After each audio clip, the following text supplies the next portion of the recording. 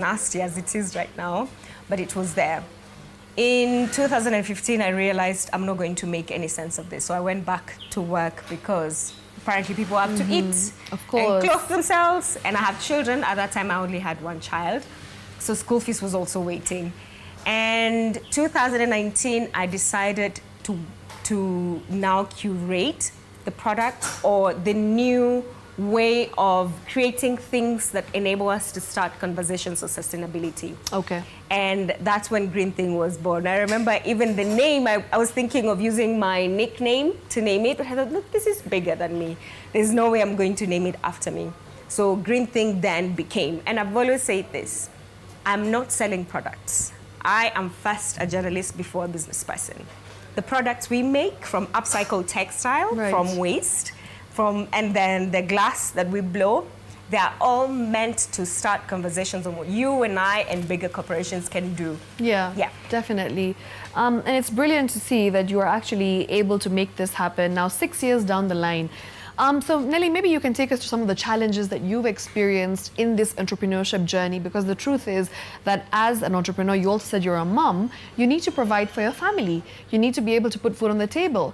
And we do know that sometimes when it comes to an innovative idea that's quite unique, it's very difficult to break through the market, especially when there's monopolies involved. As we know, glass production is something that we've been seeing for 30 years. We know that there is a monopoly, and now you're in this very cutthroat kind of market. So for you, what have been some of the biggest challenges to try and penetrate the market and also try and, make a profit? There's so many challenges, given that I started way too early. And the first one is, of course, the policies around the products that we make, recycling. There are not enough policies to enable us to decarbonize the economy or decarbonize our home. There's not enough policies to create a leeway. For any action to be taken, the first thing, of course, is always infrastructure, from the policies, the machines, the people. That is required. When I was starting, there were not so many people. I remember when I started, I didn't have the capital to start. And I started Greenthing with 8,000 Kenyan shillings, and this was the lowest point of our lives. My daughter had been operated. We had spent cash because insurance is also not an easy thing. So we were literally hand to mouth. I remember I would sell straws and buy food.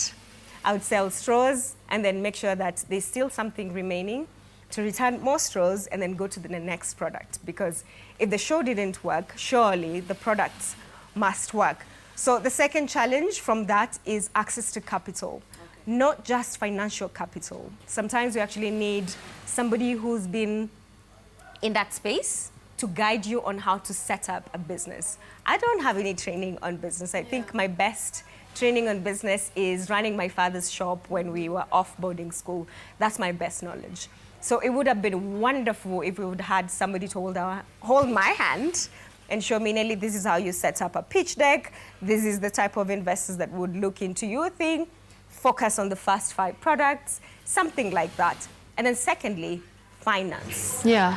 The quality of finance that a lot of women in business are given is substandard, which I think at some point stresses people so that they're managing a grant versus trying to create impact. Absolutely. Yeah. And then globally, I think now we know that there's only 3% of venture capital accessible to women-run businesses. And for women in sustainability, it's less than 1%. That is so little. And so up to date, Greenthing has never gotten any funding. And we've organically grown to 12 full-time employees. Wow. And we have a solar-powered stitching station, so upcycling textile. We have a glass blowing studio where we work with Dandora women waste pickers to get the glass. And then we have wonderful blowers who blow the glass into beautiful, beautiful things. Amazing, that's brilliant. Nelly, you've mentioned Dandora.